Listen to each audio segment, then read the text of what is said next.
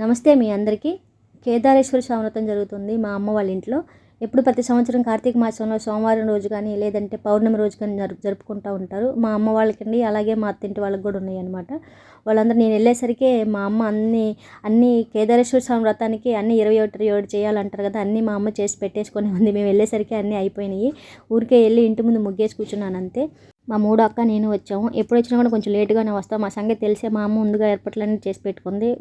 మేము వచ్చి అంతా చేసేది ఏం లేకనే మాకు తెలుసు మేము కొంచెం లేటుగానే వస్తామని. సో ముందుగానే చేసి పెట్టేసుకుంది అనమాట. మేము వెళ్ళేసి ఊరికే ఆ వ్రతానికి సంబంధించిన మొత్తం అవన్నీ సర్ది అక్కడ పెట్టేశాము. నోము దారాలు రెడ్ కలర్ది మగవారు, ఎల్లో కలర్ది ఆడవాళ్ళు కట్టుకుంటారు.